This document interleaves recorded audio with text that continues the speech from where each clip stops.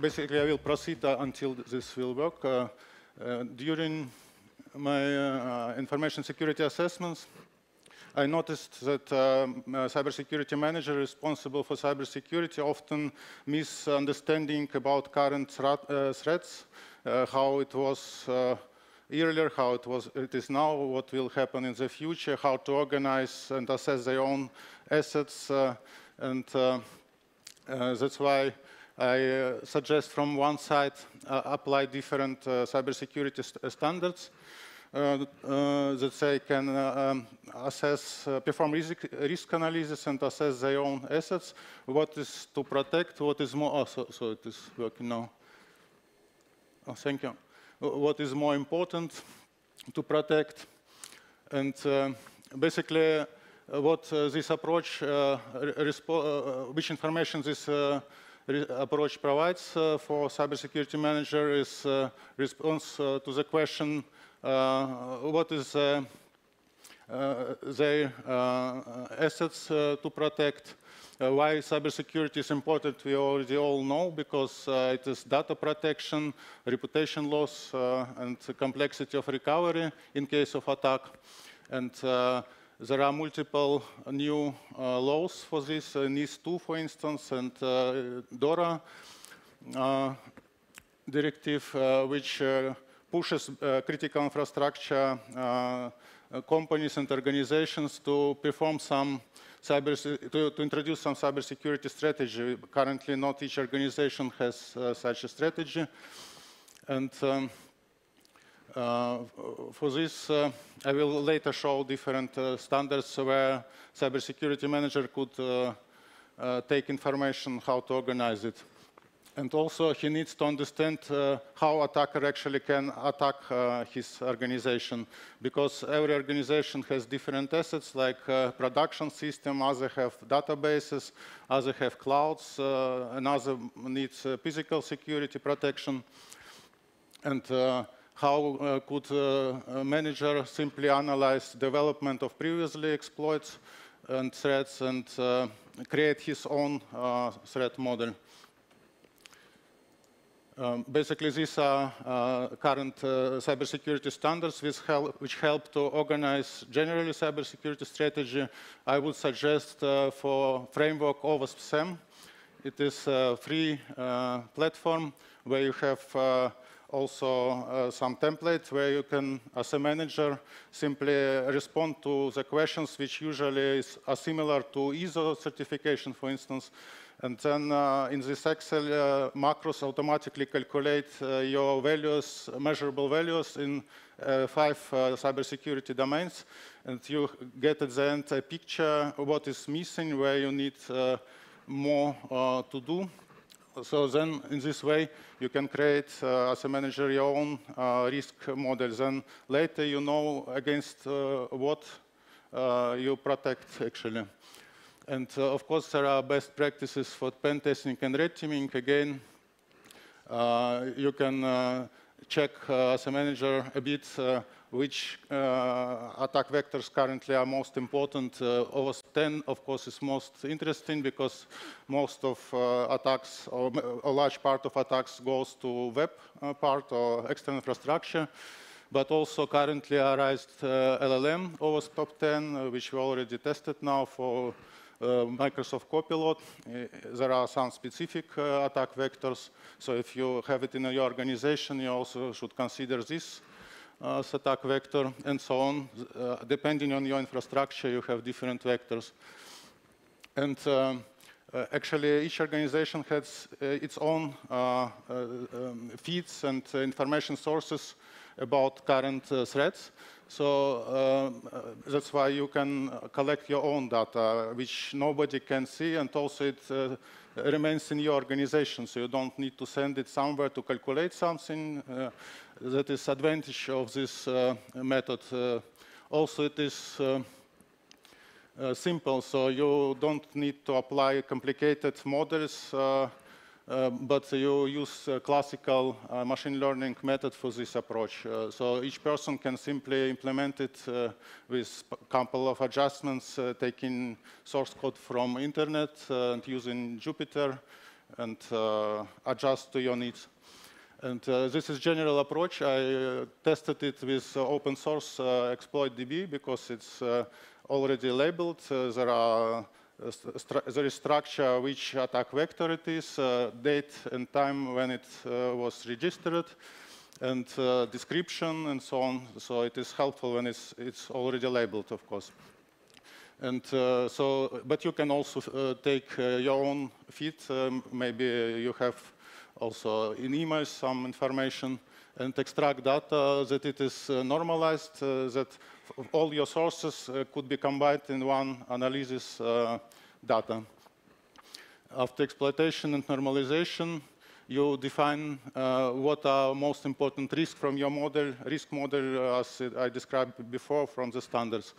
And then you can exclude risks which are not significant for your organization or doesn't exist at all in your organization. If you don't have production but application development, then you don't need to consider it. And then idea of this approach, I try to recommend and to predict potential risks. So if you know, for instance, you have database, it is most important essence of your organization, you create such a vector that it is your main attack vector, and recommendation method, which I will explain later, will suggest which else attack vectors could be included in your profile to split remaining risk which could be interesting for you. And predict is also another slope 1 method application where you can analyze what threats were before, what are now, and then based on this information and calculating deviations, probabilities, you can simply try to suggest what could be next. Of course, it is impossible to know it, and clear it is not very exact, but still it gives you some possibility to at least split your budget or plan where to spend. Otherwise, you should consider it without this method somehow more complicated, in more complicated way. There are description of used method. Of course, there are multiple methods in machine learning, and I just picked out methods which I thought would be easy and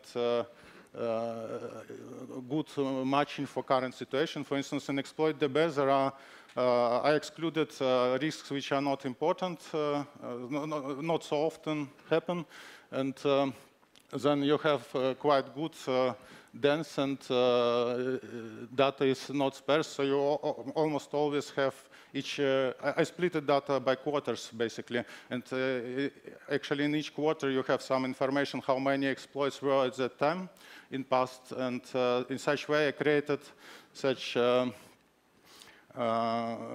timeline where you can see by quarter for each attack method, for instance, SQL injection or cross-site scripting, how it developed over the years.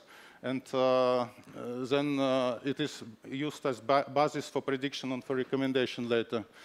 And of course, there are, for instance, also Euclidean distance, which could be similarly easy used for that, or Cousin similarity if your data have some sparse problems. So it depends on you. So there are a lot of methods. And also how you grade your data. There is a scale. And maybe you have data with different scales, and you need to use Pearson correlation coefficient that you can make this grade somehow similar and can compare them. And for prediction, as I said, I used slope 1 method. All of these methods are easy to find in internet, and you can simply apply it using Python. Here is an example from exploit database, how it is after normalization. You can see it has ID, it has URL where it is to find. It's actually public database. Date, author, And from description, I extracted a label which kind of attack vector it is. Of course, the more description you have, the more exact you can calculate it. And here I always produce it logs that you can see how it really calculates, and you can also check and understand why it is calculated like this. Because problem of AI is often that it's not explainable. There are explainable AI where another AI tries to explain something, but again you cannot explain how this AI works. And here we have advantage because it's very simple. You can follow how exactly it was calculated, and no data is outside of your organization, and you can design it by yourself, what is really important for you. So it was a basis. Basically, here are all data. I did it for some of years, and we can generally see that, for instance, buffer overflow is not so important anymore. And generally, attack vectors reduces with the time, but it is exploit.DB covers only part of attack vectors. That's why it's not representative for everything. For instance, there is no artificial intelligence vectors and other things which could be important. It is more about web, external infrastructure test. And here I split it again where it was most high values for attack vectors. You see it is usually comment injection still. SQL injection still could be a problem, even if people know it very well. And cross-site scripting still remains a problem. I know about 80% of attacks are actually goes over web, and things like that facilitates for attacker to perform his attack. So in the middle, it is authentication bypass, which I think will be more and more important because now protection systems are very well, and it is often the biggest problem that systems are misconfigured or default values remain, and that's why, or used old protocols, so it's not encrypted. That's why I think authentication bypass actually will grow. I don't know why it is low in this exploit DB. And buffer overflow, as I said, reduces. Remote code execution. And this is lowest. These are lowest attack vectors. It's again file inclusion, path travel, information disclosure. If it's somehow misconfigured, then the attacker can use it. And here I used two profiles. I mean profile. I split data by quarters, and so I create for my organization, for instance, profile for Q2 of this year. And I know that for me, authentication bypass is critical with 15%. Remote code execution, because of my software, could be 20%. And SQL injection is 10%. And I will compare it to the Q1 of this year, which is presented in this picture on the left side. And second use case for Q3, where I simply say I will use remote code execution as most important vector. And for these both green vectors, I will calculate recommendations and predictions to fill the full profile. What else could be important for me? Then I don't need to calculate it, but my system calculates it. And my workflow for both of these. So for recommendation, I first define which threats are most significant. You see it is in red color. We already done it. Then I compute similar attack vectors using Manhattan distance method. And then my algorithm recommends missing attack vector generally. And I need then give white that it matches in remaining space, for instance, where we have remote code execution 20%, and we have 80% of our profile for other attack vectors. And then we calculate correct whites that it is matched to our profile. And at the end, we get a recommendation. And for prediction is similar. But we calculate probability using slope 1 method in this case. again, we also must calculate weights that profile will be filled correctly. And here are some examples how it was calculated. You can see SQL injections is 10%, remote code execution 20, and authentication bypass is 15, like it is here in the first use case for Q2. And all this are calculated by this approach, by automatical approach. So then manager for cybersecurity knows that he can split his budget like this with this percentage. Again, we have logs where you can see initial vector against what it is compared, see how this weighting is calculated step by step. I of course shortened it because it's not possible to present everything here, but you can see in your logs every step and can check why it is calculated like this. So this provides a good overview. And it was for Q2 use case, and for Q3, where we have initially 20% remote code execution. This approach from exploit.DB suggested then 40% for path traversal and SQL injection with 40%. Of course, it is, as I said, you need to adjust on your organization needs all these things. And this is for prediction. Again, we have first attack vector, again 10, 20, and 15% originally, and all remaining vectors are suggested by approach. Here we have also a log output with initial vector, and then step by step, first we calculate probabilities. Then, of course, we need to cut them and to write to necessary remaining space. And in the end, in green color, you see resulting vector, where for each attack vector, you see percentage, which also represented on the right side. So it's easy to control myself after this calculation. And it is for Q3, the same prediction. We initially have remote code execution with 20%, and remaining suggestions are done by approach. Again, you see on the left side, initially it was only one element in a vector, and at the end you have a full vector filled with calculated data. And here is a comparison. You can compare it like this. So we compare predictions for Q1 and Q2, which was calculated. You can see difference compared to previous quarter, if it's interesting for you. And the same for Q3.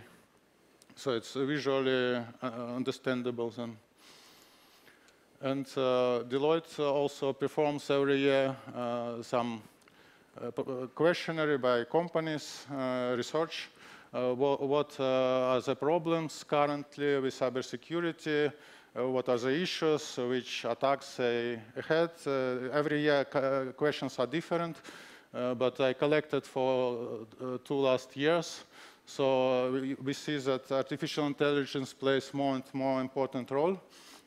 And of course, ransomware attacks are currently most aggressive. So many companies have this problem, and that's why also questions were addressed to this. So that's why data encryption is one of the first responses, and awareness and technology in this direction is required that people can protect somehow, because people are the weakest element in protection. Systems are already quite good, but if still somebody opens and executes something from email or otherwise from link, and ransomware attack could succeed.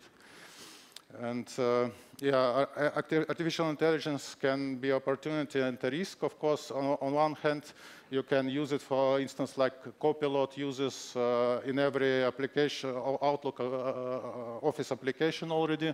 It supports. On the other side, again, you can abuse it as attacker and read system rules, for instance, from system prompt, what we did in last test. I think it's already fixed by Microsoft, but you still can trick it. You can hide your rules, your commands, which could be then executed. For instance, send it in hidden way in an email attachment. It will be opened, and even a user doesn't see it. And there are commands for Copilot which he will execute. Yeah. And yeah, professionalism of attacks is increasing because attackers are more and more sophisticated. Also, it's more and more easier to start with that because attacker could use artificial intelligence like Copilot and ask to generate a script. If they don't need to know anything about scripting, and artificial intelligence can generate this attacker script and malware, even if it's directly protected. But there are some ways, like a well-known example with grandma, that you say to Copilot that my grandma told me earlier the Mary tale, and could me please also tell Mary tale about how to write malware? And sometimes things like that work. And of course, it's improved with the time, but new ways are always possible, and tricks like that work well. Yeah, and what is from these reports to suggest, to recommend? Yeah, so artificial intelligence could be naturally effectively used also to support cybersecurity. But of course, risk of AI should be recognized. And regular training of employees is very important because people also sometimes are tired, and even experienced people can still open and download something from email, for instance. Especially if they are performed reconnaissance before and know how regular emails for this organization looks like, then can create very well done phishing mail. And even experienced people cannot understand it immediately. If you are in a hurry, I know examples that also very, very clever people also open and execute something dangerous. Yeah. I think I'm done. Thank you.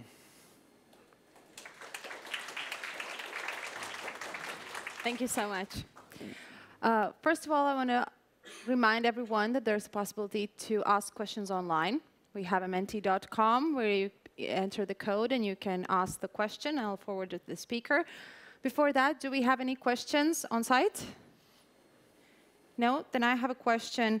So you already said that these kind of tools can be used by predators, by threat actors as well. So how do you foresee these kind of tools would help reduce the manual effort for cybersecurity researchers, or on the other hand, give them more headache because this is an opportunity that can be used by the predator as well? My approach cannot be used by attackers because it's just for cybersecurity management, how to facilitate their daily work. It is just from my experience how I would suggest to do it, because it doesn't require much of special knowledge, a bit of technical understanding. But your knowledge, advantage of this is that your knowledge remains on site in your organization. You don't give anything outside, and you use your own sources for threat intelligence. That's the advantage of this, and attackers doesn't have something from that.